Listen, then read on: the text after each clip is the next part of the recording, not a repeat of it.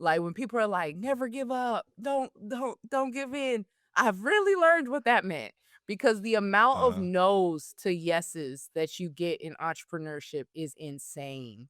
I mean, I hear at yes. least 1,000 no's like every week, it feels like, about something.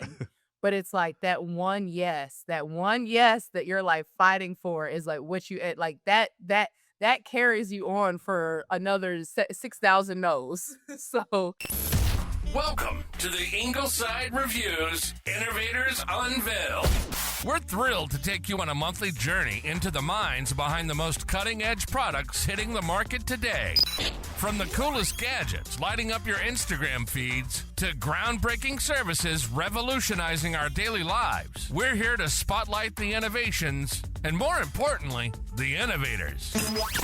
So gear up for an energetic and informative ride as we delve deep into the stories, the challenges, and the triumphs of the creative geniuses shaping our future. This is Ingleside Reviews Innovators Unveiled. And now your host, A.D. Edwards.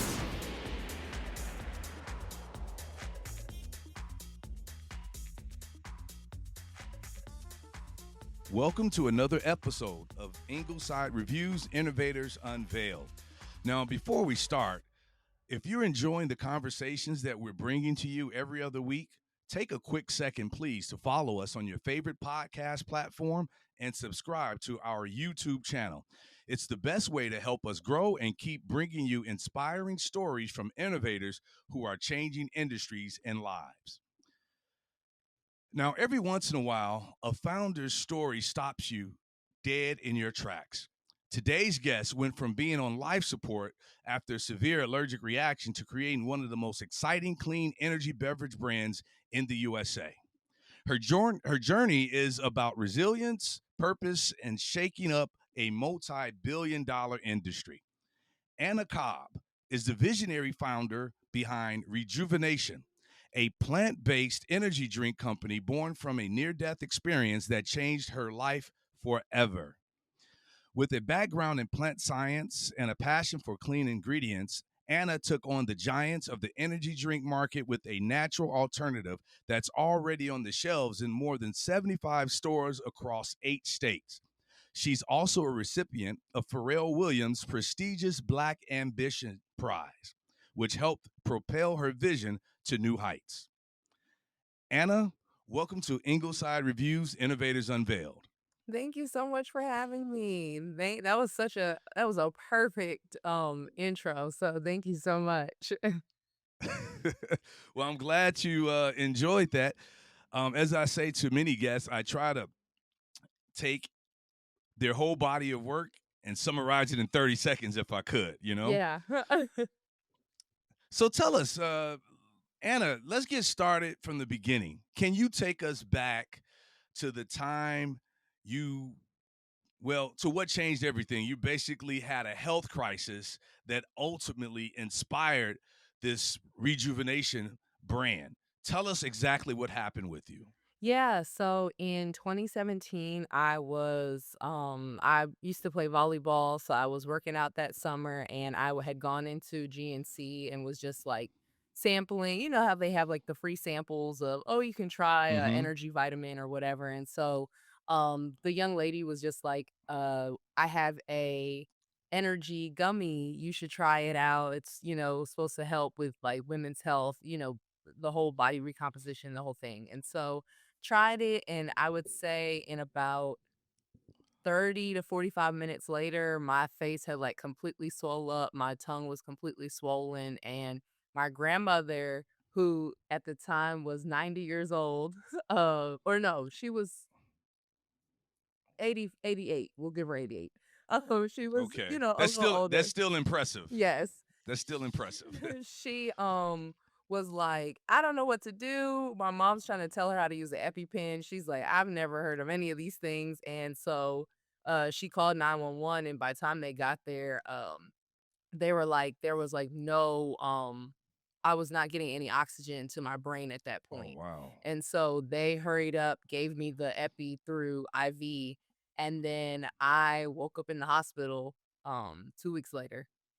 And so literally like my mom and my grandmother, they said that they stayed the entire time. They were like, they didn't know what happened.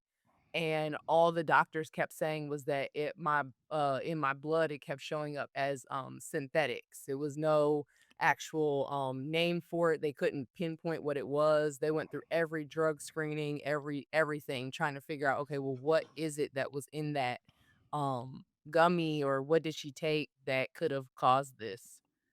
So yeah. That's that's a very scary situation. Yeah, it's very. Now, your grandmother may not have knowledge about how to use an EpiPen, but she knew how to call 911. Thank God. Right. So God. they helped you. Yeah. So how long were you in the hospital, Anna? So, I was in so it's funny, I tell people that I actually, like, remember waking up, but I was on, like, the life support machine, and then every time I would come to, they were saying that my airway was shutting back down, and so that's why they would go ahead and induce the coma again. And so literally they were like, until we can get her into a point where it's like her body doesn't go into this reaction, mode, we have to keep inducing this coma over and over again. So I would say in total, it was about 3 weeks, 3.5 weeks that I spent in Mm-hmm. ICU. And then after that, moved to like the just, general hospital. And then I ended up going home. They did say that I had two seizures during that entire time. And so they were like, watching for epilepsy, all the different things. I went through rehab. I suffered from a lot of memory loss. It was just like, a whirlwind of things that went on, but luckily, within 2 months' time, I felt good enough, and my mom was, like, really scared, but I was like, "I wanna go back to school, I wanna go back to school on time, I wanna finish on time," so I went back to school, and I got my degree in plant science from Tuskegee University. Yeah. Excellent. Now, going back to your situation in the hospital, as you were recovering, what was going through your mind? Was it I'm trying to figure out at what point you said to yourself, I have to bring a different alternative to market. Yeah, it was more of just like I think for me, I was being so young, I was more afraid than anything. I was like, "Oh my goodness, like is my life over?" Cuz you hear these stories about, oh, it's like one little thing and then boom, your life is over. Like you have to now like Mhm. figure out to pick up the pieces. And I remember I had such, like, vivid dreams while I was in the coma. Like, I tell people, like, coma dreams are different. You feel like you're Really? actually there. You feel like you're, like, in like, it's happening around you, and it felt so quick. When I woke up and I looked at the date on how they have, like, today's the date Yes. and this is your name, da da da. And she's like, "What's this year?" And I'm telling her, and I'm looking at the date like, "Wait a minute. I remember when I just went to sleep like 20 minutes ago." Wow. But yeah, I just remember having such like dreams of fight and like survival. It was like, oh my goodness, like I have to like get out of this and have to do something about it because it's like this won't happen to anyone else. And it wasn't until I had gotten back to school that I was telling one of my professors who is like super faith based, like him and I have conversations just, surrounding our faith and everything. And he was saying, he was like, you survived, so do something about it. And he was like, that's your calling. Okay. Boom. So now you said you started to study plant science. Was that something you were on track to do before this incident, this crisis, or did the crisis cause you to uh, go in that direction? So I was already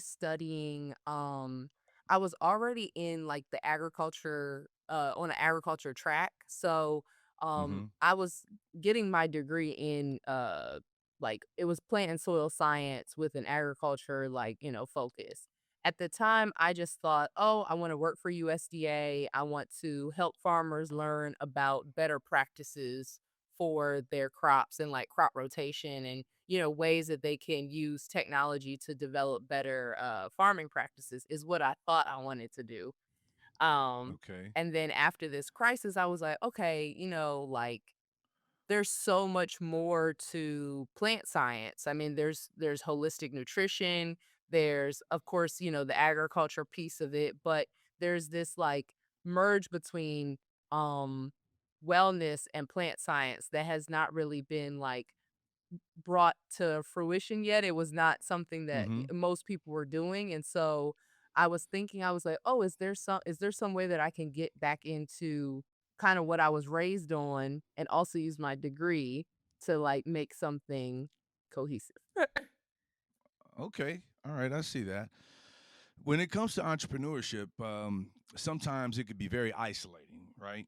So, how did you navigate the emotional ups and downs when you first came with this idea of building rejuvenation, especially after such a life changing event?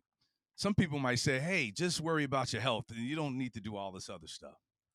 Yeah, so I will say that yeah, Tuskegee played such a huge role in what I even came up with and how my steps were ordered. Um, Tuskegee is located in a food desert, and so I was already really focused on, okay, how do we bring healthier food, fruits and vegetables to this area?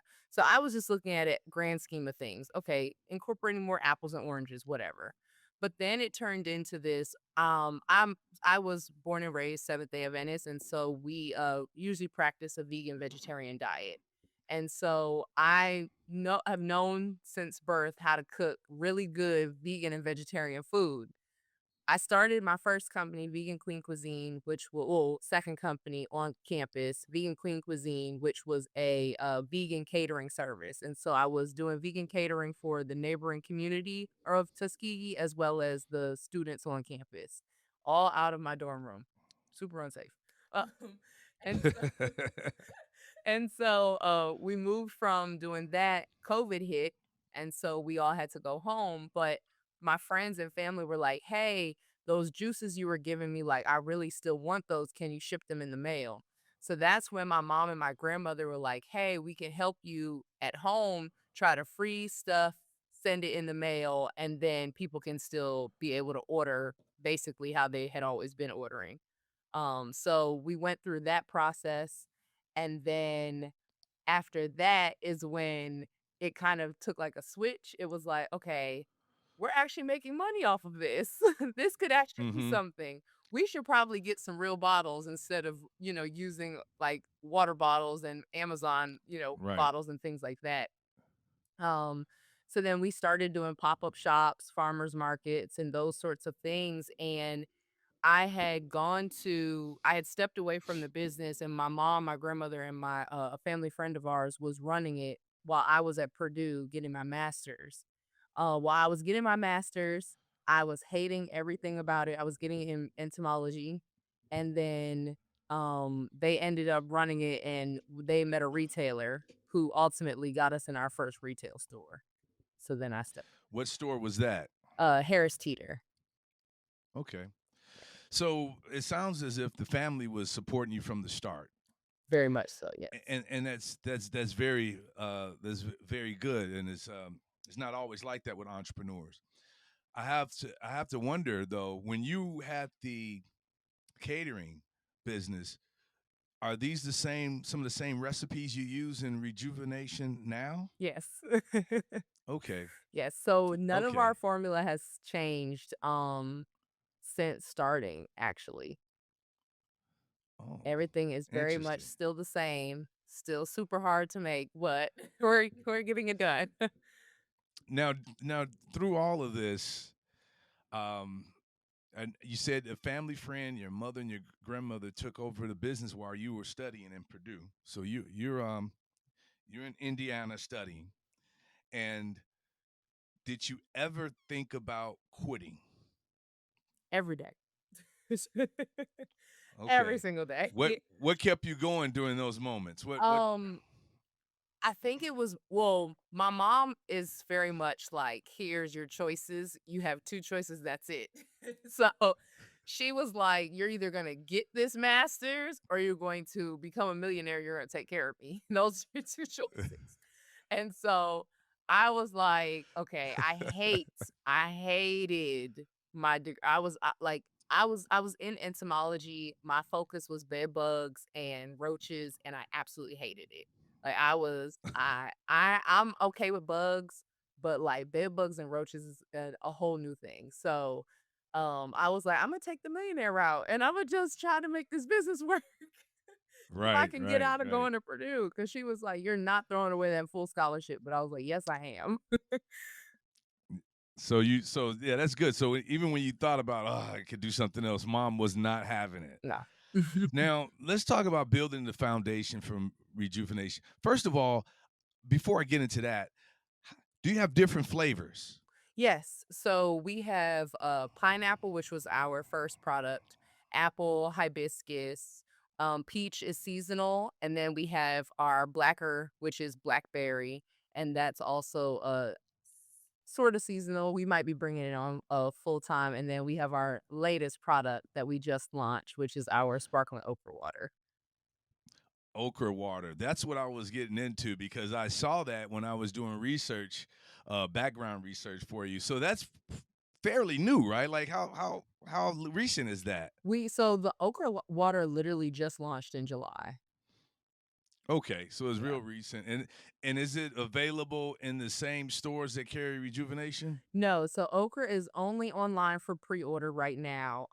We were able to we sold 3,000 cans of the Okra water within the first month of pre-order launch. And so right now we are targeting some retailers. We have about 4 airports that have already put in purchase orders for the Okra water, as well as we have 2 major retailers that I can't name just yet that are bringing the Okay. Okra water in January. That's excellent news. I got sort of a silly question for you. Is it in GNC? No, no, no, no, no. I'm just curious. I'm just curious. Oh, no, no. No, I've Okay, actually reached so out to you GNC multiple times for like, I'm like, let's work together. yeah, let's get it in there. You have your synthetic and you have your naturals now, so let's get it in there. Most of a lot of businesses I've talked to people I've interviewed on this show, and they've started their business in the kitchen. They started in the garage, different things like that. You started in a dorm room, correct? When you first started doing this, what what what was the catalyst for the first time you made this juice? Did someone ask you to make it or you was making it for yourself and then someone tasted it? Tell me, how did this dorm room operation begin? So it's funny because I tell people all the time. So my name on Instagram, y'all follow me on Instagram too. My name on Instagram is the Herbal Hottie, and I got that name from a group of my friends that used to be like, "Oh, like Anna is always so like hair, nails, lashes, but she's gonna make you a good beetroot pizza," or they're like, "You can go over there and get her fresh celery juice casserole," and I'm like, "Y'all." But it's because Okay. Okay. I used to always cook, like, super duper, like, I would say what I was raised on, vegan, vegetarian foods, but at the same time, like, my family definitely has a lot of, like, soul and a lot of culture from, like, different areas that they've, like, grown up in, so all of those things are incorporated in the food, so it's like, yes, I might make peanut butter loaf, but it's gonna taste just like meatloaf, so these are all Okay. things that, like, I used to cook for my friends, or I would cook for myself, and I would be like, "Oh, try this," and they'd be like, "This is good, but what am I eating?" And so, Right. yeah, so from that point forward, it was like I was already making my detox juices for myself. And then because I studied in Costa Rica, and while in Costa Rica, I met a farmer that actually put me onto the herb that we use in our products, which is called Yassa, and it's a plant that they usually eat in Ecuador to provide them with energy. Like farmers, they just chew on it. But we Mm-hmm. started to dry it, and then we would boil the leaves into our actual juice. And that's what gives the juice the energy part. So we had the detox juices and we had the energy just by itself, and then we combined the two. Now, were you doing that in the dorm room, or that was later on? This was in my dorm. This was in my dorm. Yeah, Oh, wow. it was a lot happening. I had two. We had well, my. We always say we had one pot and a tea strainer. I was getting it together. Wow. Now, what are some of the biggest challenges that you faced early on when you were making the product, when you had the idea of the product and you want to get it out there to people beyond the dorm? Yeah. So when I finally came home and we were making it in my mom's kitchen, my mom had like super tiny townhome in Maryland, still nothing. It was bigger than my dorm room, but it wasn't super large. Um, the biggest thing that we would run into was it took forever to make just like we were just talking about this in a team meeting. It used to take us almost 6 hours to make 1 gallon. Like, Wow. it would take because we were squeezing pineapple juice, literally, like, with one squeezer. We had squeezed lemon juice. It took us forever to boil the leaves, dry them out. Everything, it took so long that we would be so tired and we would have just like 1 gallon of juice. And that 1 gallon could make us 8 bottles. So, yeah, Yeah, that's tough. There's an expression, the juice not worth the squeeze. You literally, you you literally know what that means. literally. So now you have a challenge. So you had to get a different place, evidently. What was that like? What were those early challenges like? What are some of the things you faced? Yeah, so after in all of that and I tell a lot of like, you know, uh people that have product companies that are like, "Hey, I have this idea or I make it at home."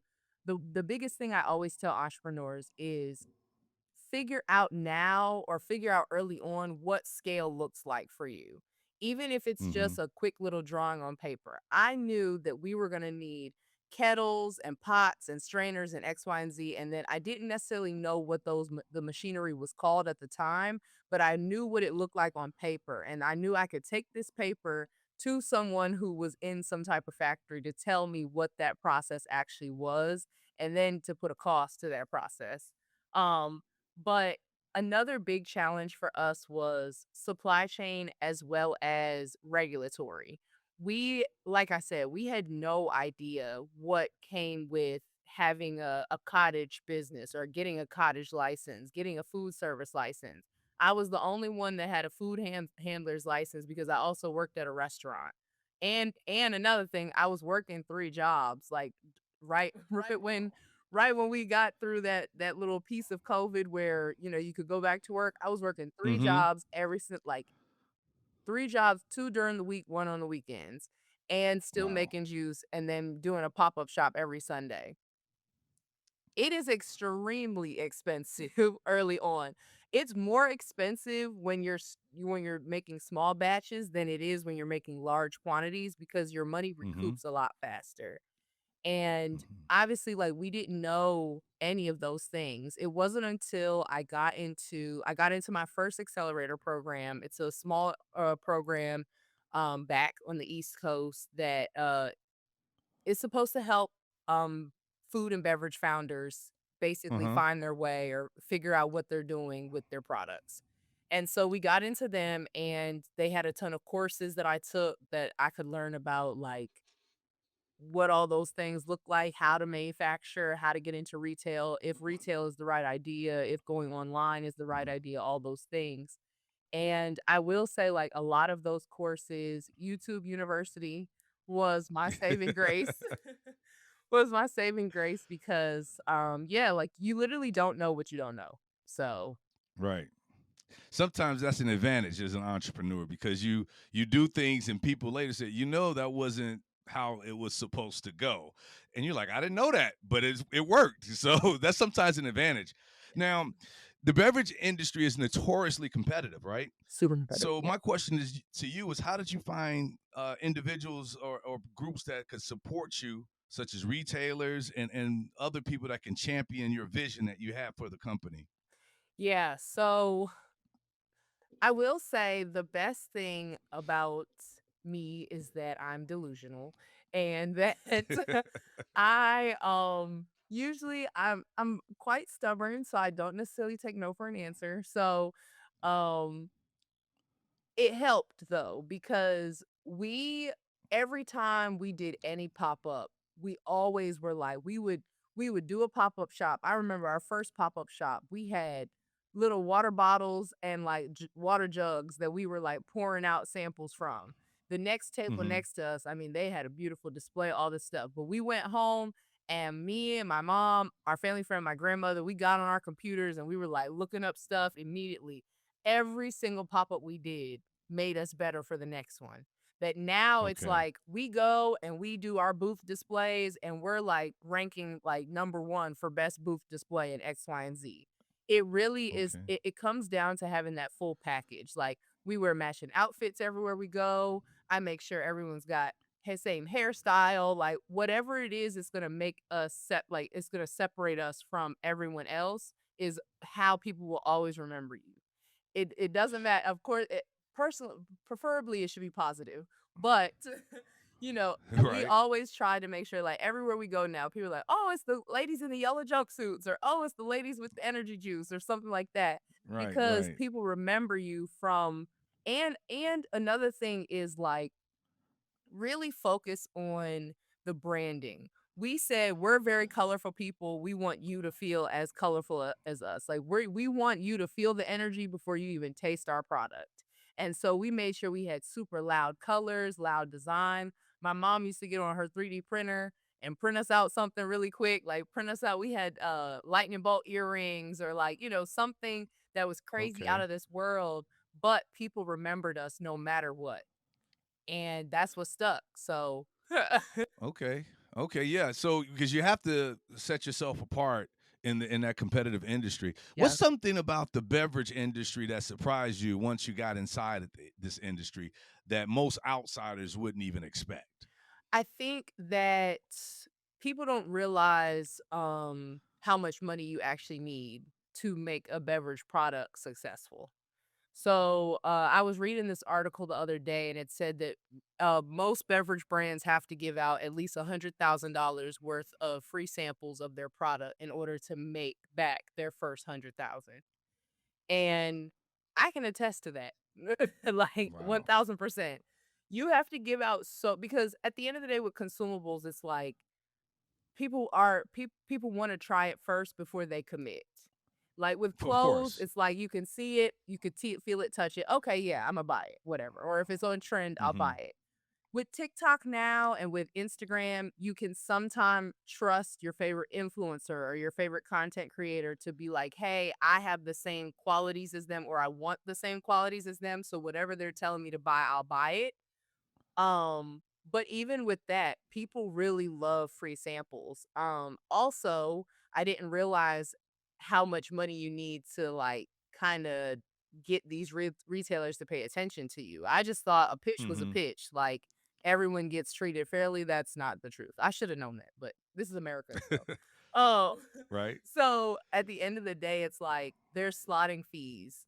If you want to be at eye level, there's buyer psychology. Like there's this amazing beverage book that I read. If I remember the name of it, I'll send you the link. But it talked about how like just the colors of your product, the name, the fonts, and where they sit on the shelf will will basically get someone to purchase your product or not. Red Bull, Okay. Celsius, Kavita, Tropicana, they do a fabulous job at it. Like you see Tropicana and you automatically get thirsty because it's bubbles. It's like, but all of that is buyer psychology. Like it triggers your brain to like salivate almost, where it's like, oh, I need to get this because I'm thirsty now. You could have drank all the Right. water in your life and you weren't thirsty when you walked in Yes. there, but now because you see something, you're thirsty. So all of those things play a part into it, as well as yeah, it's all a money game at the end of the day. Yeah. Right. Right. So now you we start out in the dorm. We're in the retailers, and now let's talk about your growth. You move headquarters or operations rather to Tulsa, and you won the Black Ambition Prize, which is a huge milestone. How did those moments impact the trajectory of rejuvenation? So okay, let me take a step back to go forward. We were in retail. We failed at retail our first 6 months. We had to pull all of our product off the shelf. I was in shambles. I didn't know what to do. Um, we Can you set tell us what caused that? money. Was We did not okay, have financial. Okay. we were not in the financial Okay. space to support retail. We needed to Okay. pay for advertisement, all those things. So yeah, Okay. so that 2023 to 2024, I was like, I'm gonna raise money. Have never raised a dollar in my life. I was like, I'm gonna raise all this money in the world. Da da da da. I was like, I prayed and prayed and prayed. I went on YouTube. I said, okay, how do I raise money?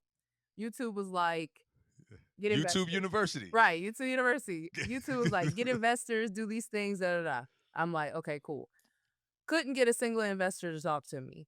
We didn't have any Mm, real good books, nothing. So, but someone said, hey, I think you should do pitch competitions. I think you talk really well. I think you know your product really well. Pitch competitions is going to be where it's at. So I'm like, okay, boom. I'm going to apply for every pitch competition possible. Uh, my first pitch competition, I lost, was devastated, but I was like, okay, I learned from it. My second pitch competition was actually with Black Girl Ventures and Black Ambition when they did the Something in the Water Fest, which is Pharrell Williams' music festival in Virginia Beach. okay. I and a friend of mine drove to Virginia Beach, literally like slept in our car and was like, I'm gonna go out there and pitch. Had no Right, clue how right. many people were coming to this pitch competition. When I tell you the entire boardwalk was like full of people lined up, but I got there at 5 a.m. The pitch competition did not start until I think 11.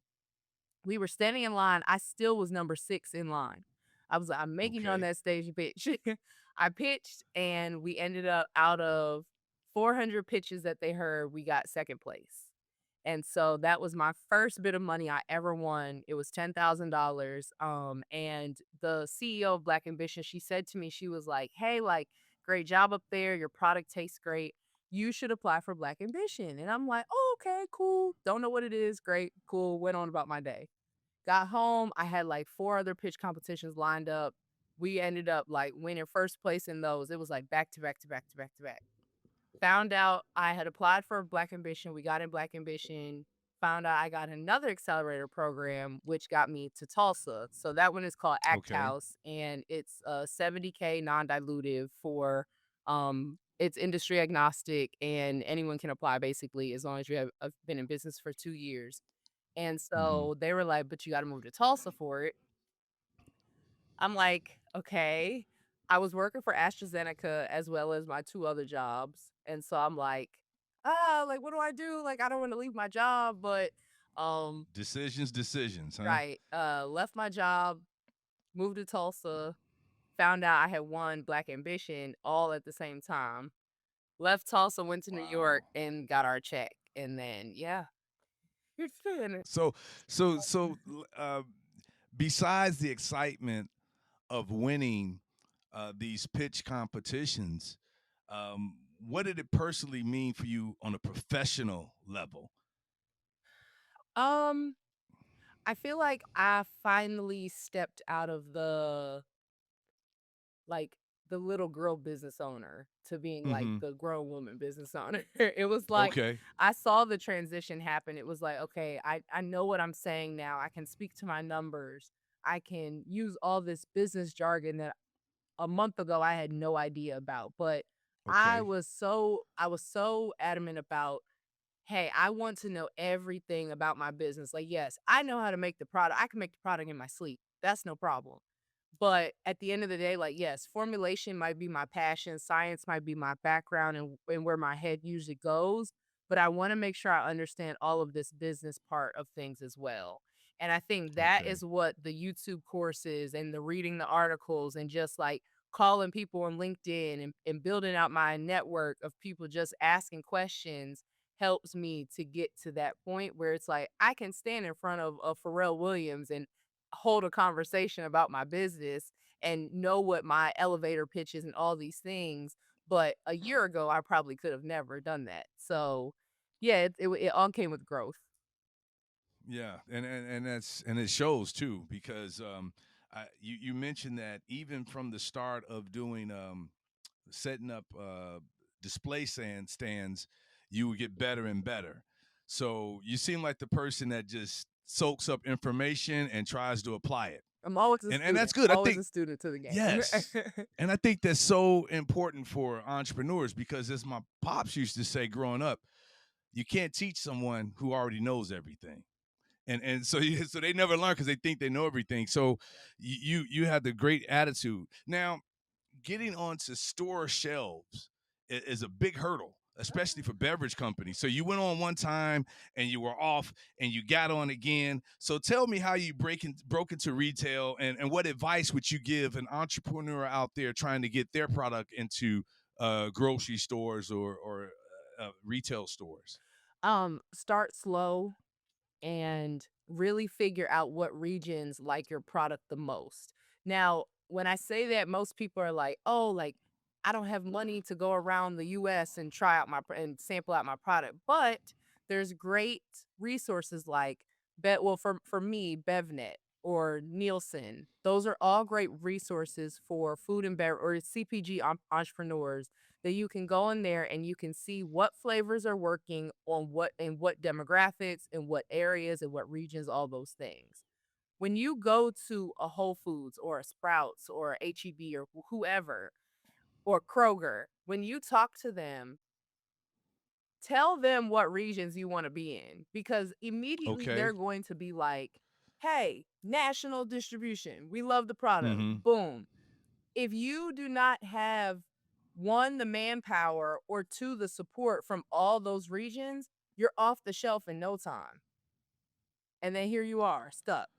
All this inventory Okay. that you just purchased, and there's nowhere to move it. But if I know, hey, in the Northeast, pineapple and hibiscus are like selling off the shelves on all these other bigger brands. 9 times out of 10, pineapple and hibiscus are gonna work in that area. Like, when we came out with our peach flavor, I was like, "Let's hit Georgia like it's Of not like, course. let's hit Georgia like crazy, 'cause Georgia loves peaches, North Carolina, South Carolina. Let's hit the South with that flavor because, unfortunately, in North Dakota, they not really they like, "Okay, peach is cool, but, like, we're not really after peaches." So Right. but it was, like, flying off the shelf in Georgia. Of course, but the retailer wants you to do that research because they don't that it's like, "All right, I already have a million things to do. I'm not doing this research for you as well." If I can go into a retailer meeting and say, "Hey, these are my products. I want these in this set of stores. I want these in this set of stores. I have all the addresses. I have all the store numbers. Boom, let's do it." They're like, "Amazing. She's done all of my work for me. I have nothing to do now but put it on the Right. shelf." So yes, always go in with like a strategic plan and figure out what your goal is for retail. Map that out down to like I said, almost like when I was pitching to Walmart and I really, really wanted Walmart at the time, but I was just like, it really is such a massive retailer that for the type of Mhm. production we had at the time, it didn't make sense. But I was like, when I went into my pitch, I told them I had it down to the aisle number of where I wanted my product to be located. I was like, I will give you bin code. I didn't call the store and everything to know exactly where I want this to lay because I understand these beverage buyers or these retailers, they have so many brands that they're managing that it's like if you can at least do 80% of the work, it's a easy transition for me to just go ahead and put you on the shelf. Instead of me having to figure out and then gotta email you back, all this stuff. 6 months Mhm. time, it's like, all right, well, in 6 months, we don't even know if your product will be hot anymore. We need this done in Right. 3 weeks. So, So you got to be prepared. You got to do your research and yes. have a strategic game plan. Now, I try to do as much research on the guests as I can. I've read and watched your other interviews. You talk about building a clean energy drink brand with a purpose. What kind of impact do you hope Rejuvenation has on the market itself and on individual people's health?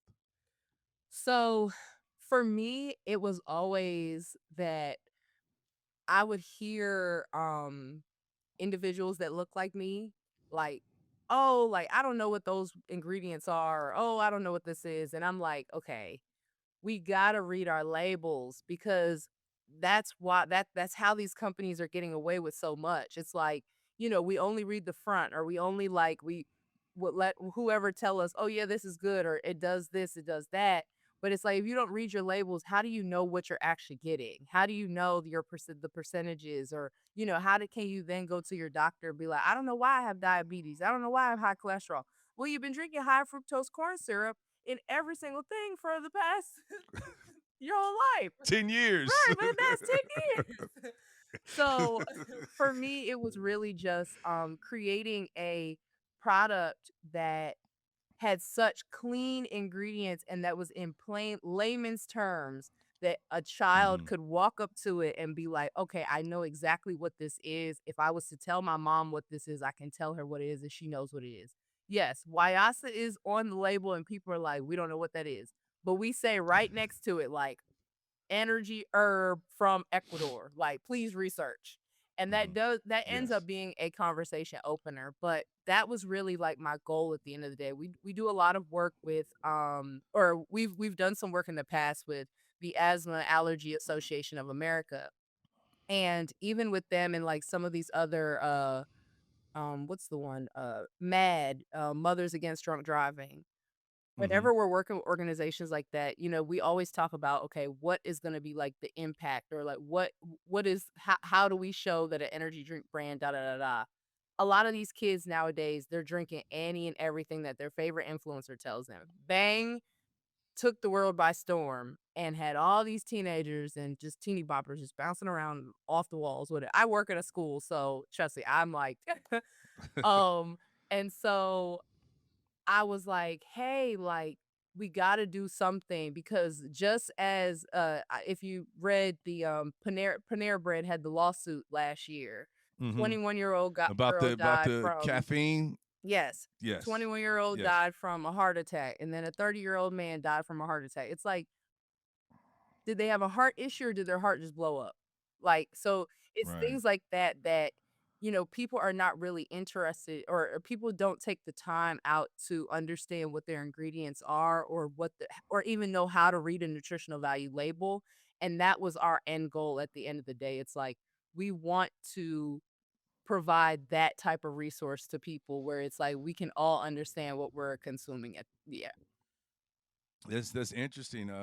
I did an interview with the Mr. Malka, who started the art of shaving, and he sold it to Procter and Gamble. But he and his wife started a natural, um, what do you call it? Like face cleansers and different things of that nature. And his advice was the same thing: read what you're putting on your body. Read what you're putting on your body, and you're talking about reading what you When put you're in in your your right, body. exactly. Yes, yes. So that's very important. Let's talk about the strategy you had, brand decision making. Now, when you think about the beverage industry, it's dominated by flashy marketing. You see all the commercials, you see this and that. How do you approach building your brand identity for rejuvenation, and how does it reflect you authentically? So, I don't know if you've noticed, I'm kind of very bubbly type of personality, and my nails are always super, super colorful. Um, I see.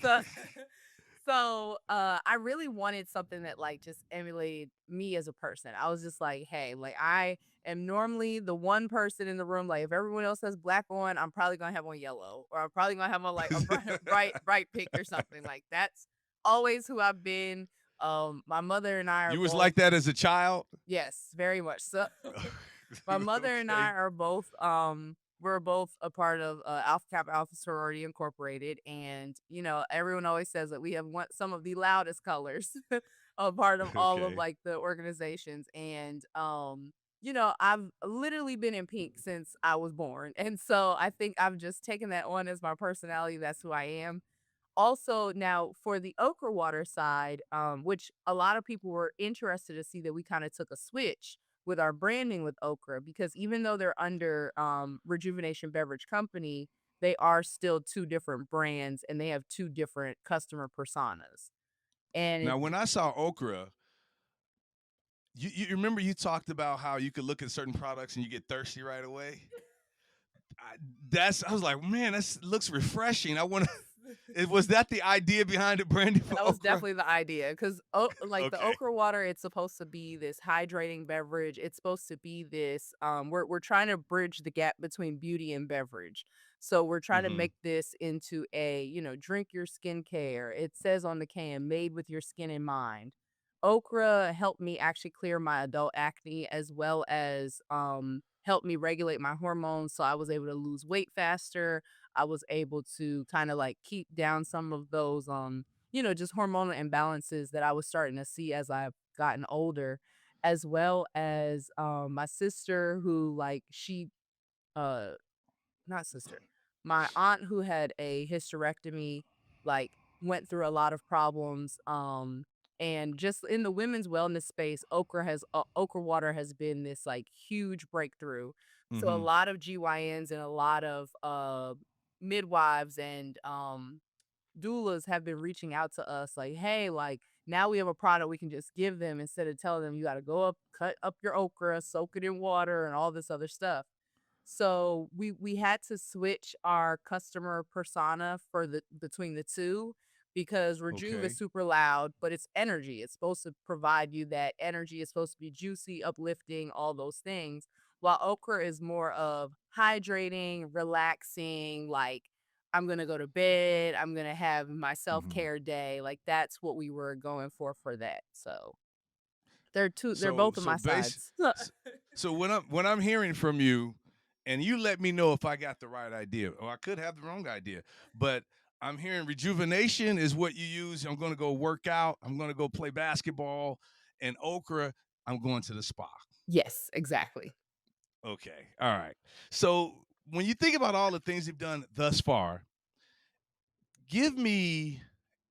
You may say I'll do everything exactly the way I did it, but give me one strategic decision that you would do differently. Just give me one, because you got a lot of people out here that's listening that maybe want to start their business, they want to get in stores, they have a product that's a consumer product. Maybe you could give them advice based on one thing that you would change. Keep your books as clean as possible. Before you start actually taking any money from anyone, or even if you have, if you're in your first year of business, get that business bank account as quickly as like I mean, before I even finish the words, go apply right now. Get your Okay, business bank okay. account. Keep those books as clean as possible. You don't have to go and hire an extremely expensive CPA. Even if you just had someone who can just go through your QuickBooks with you and have make sure your keeping is like clean and up to date. Have your balance sheets, know your numbers because margins is what kill us. If your Okay. margins are not healthy, that is what will end your business at the like you can win all the money in the world, but if you're not making that times 2, it it's a flop. That's yeah, okay. Makes sense. How do you keep your team aligned with the mission that you're on? So we talked about we talked about the scientists. We talked about the personality, the look, but now we're talking about the leader of the team. So Mm. how do you keep, especially in a company that grows and scales beyond startup phase, because you're past that now. I'm telling you, some days I'm like, I don't know if they like me or if they hate me.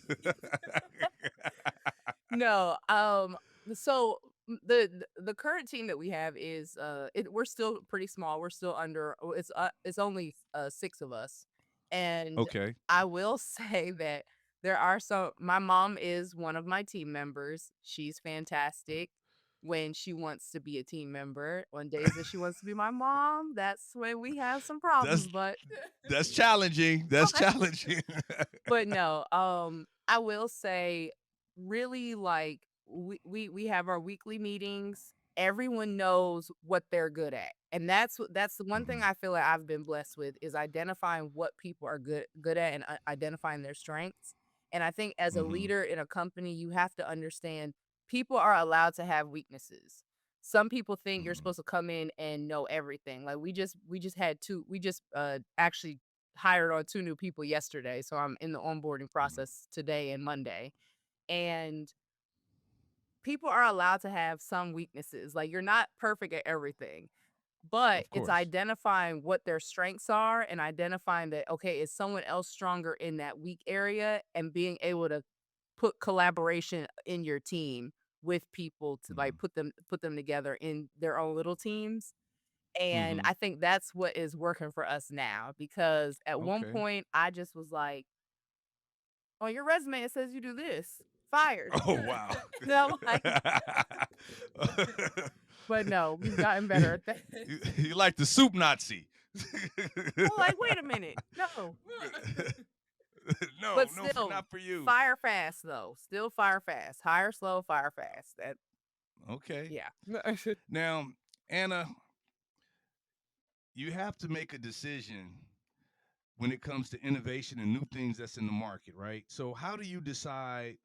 How do you balance innovation with staying true to your original mission? Because, like for example, Okra Water, that was a innovation. That was new. Yeah. You needed something, so you can't just jump at everything that comes out there. So, how do you make the decision, and how do you stay balanced? So for us, we saw that rejuvenation was in a market that was becoming a little bit oversaturated to the point where we were drowning. And we were like, hey, what can we do to make a pivot, but still be able to rebrand while we're making this pivot seamlessly? So, yes, Okay. Okra Water is on the forefront right now. We're like distracting y'all almost like, oh my gosh, Okra Water, da da da.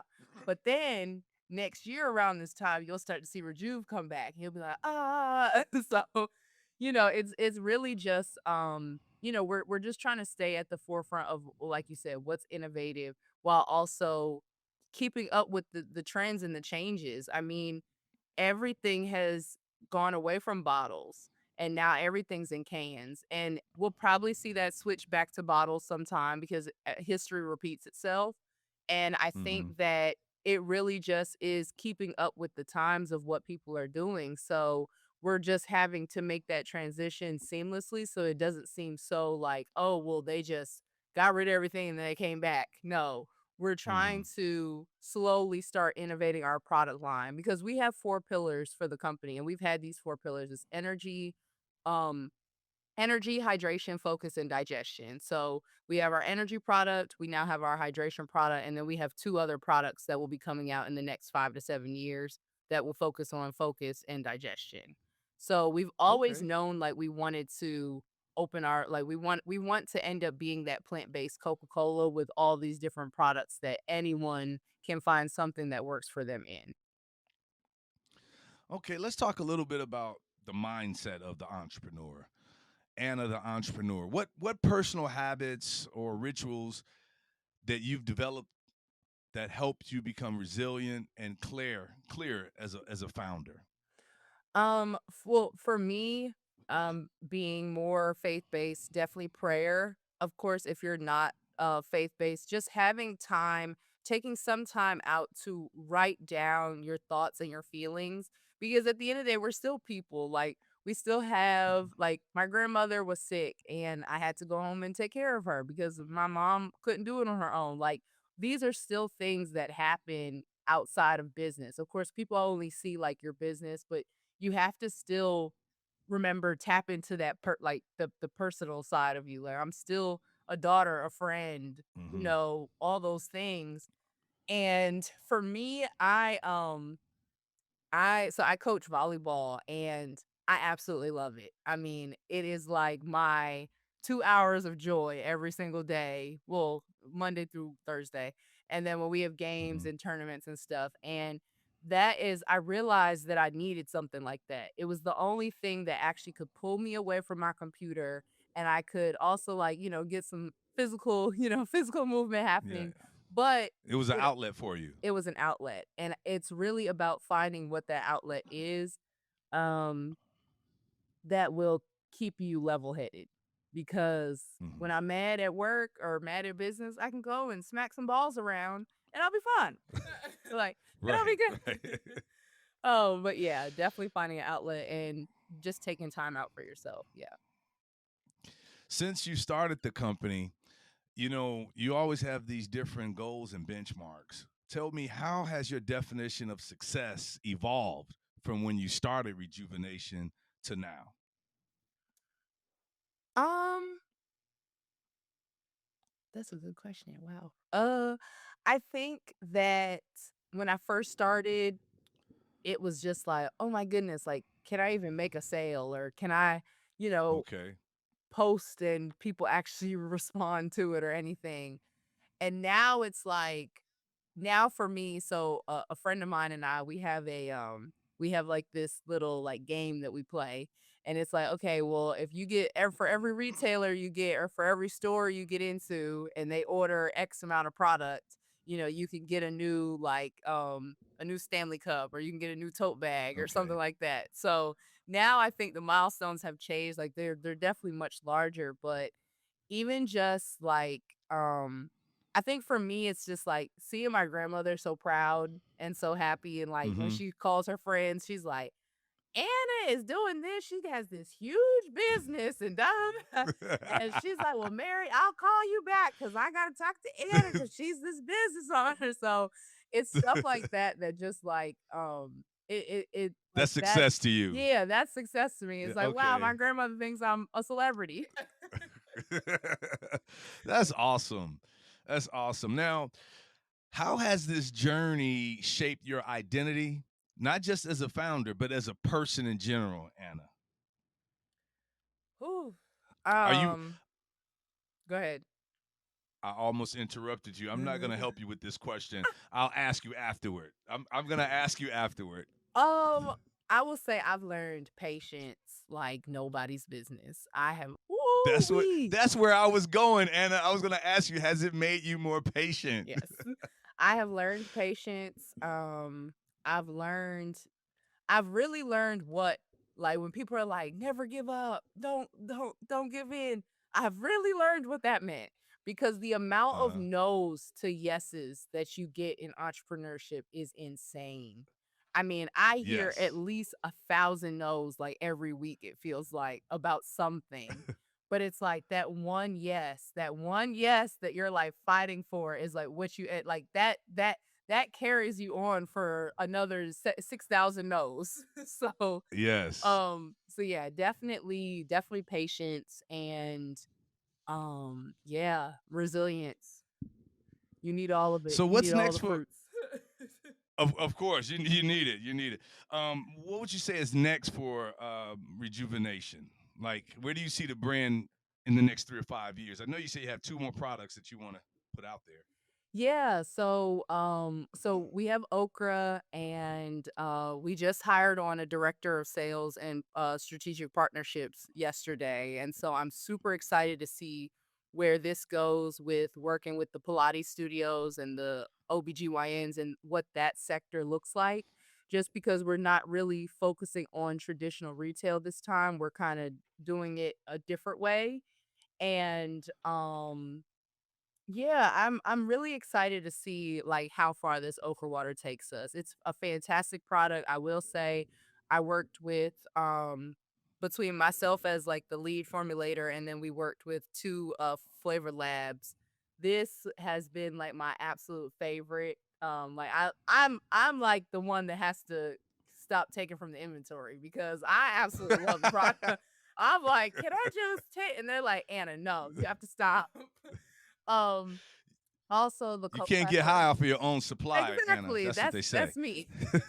I will say also the co-packer we're using this time, fantastic, like just a really great partner. And the sales team that we've put together for this, I'm really excited to see between the Okra Water as well as what this rejuvenation rebranding is about to look like for our energy Hmm. shots, for our energy juices, and how that will like translate into whatever this new trend is about to be for the beverage market.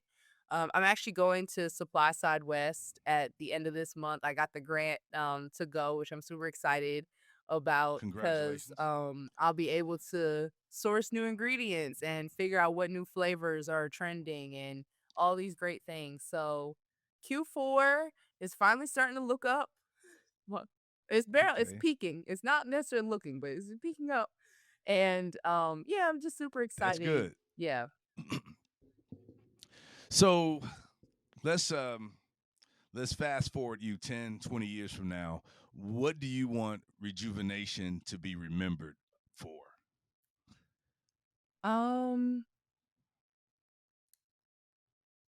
I would love for us to hmm, I would love for us to have exited by then. At least 2 to Okay. 3 brands under our name. Rejuvenation Beverage Okay. Company, I want to stand alone, but I would love for some of our brands to have exited.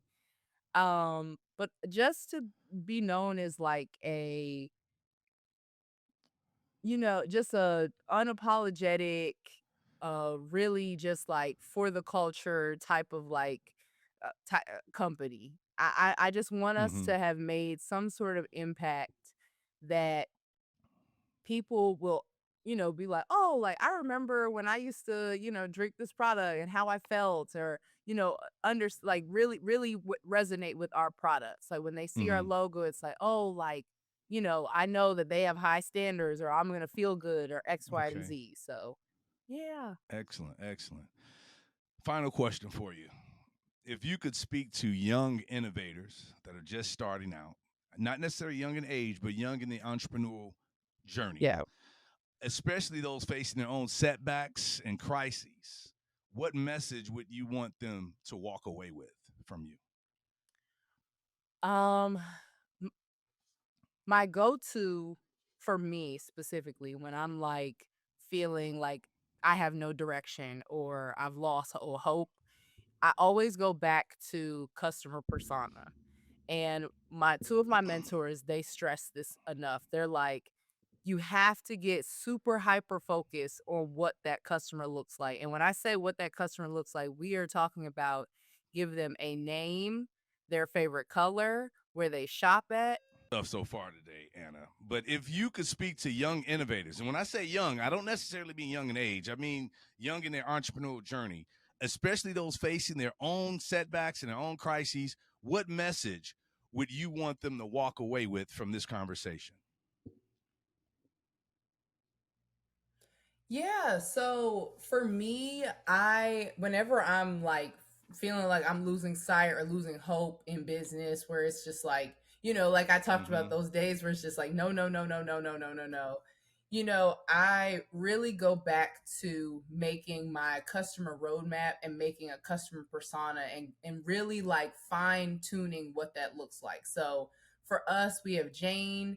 Jane is 26 years old. She shops at Nordstrom Rack. She likes Uggs. She likes Pilates, like, but I really get into deep detail, like her hair texture, her eye color, everything. And I take all of that and I utilize the AI tools that we have available to us, like ChatGPT, or you can use like Sora, and you can ask it like, hey, what should I be doing as a brand if this is the customer that I want to see have my product, either drinking my product, wearing my product, using my product, like if this is my goal customer, how, like, what should I be doing? And it gave me a ton of ideas. And with those ideas, my vision became a lot clearer, and I was able to then turn those into images, turn those into branding. But I started getting my dream customer to actually come to my site and purchase my product and see my product with that person, which makes it all more worthwhile. So I would definitely say just really hyper focus and remember who you're doing this for. Not necessarily like, yes, the impact, all those things mean a lot. Like, yes, they're great, but your vision might not be what your customer's vision is. And you always have to remember at the end of the day, you're still building a business here. You're not Mm-hmm. building a Yeah, exactly. 501c3.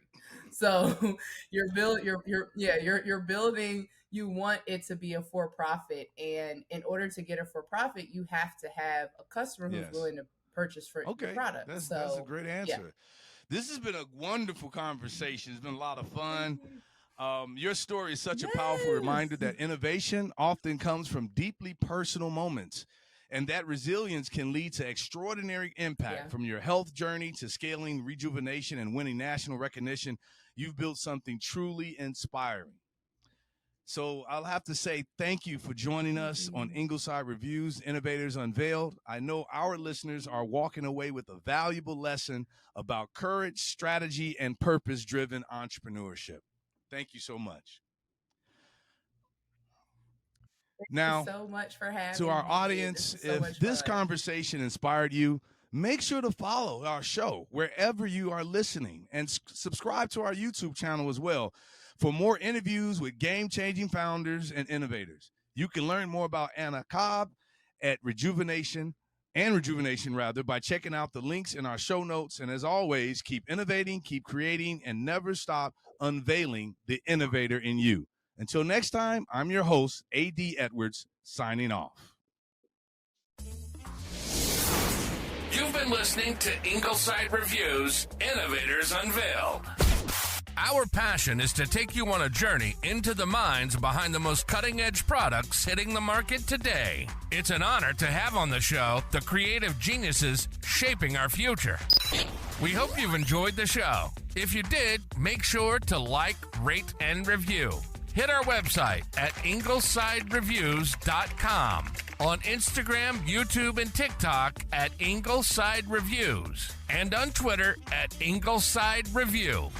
See you next time.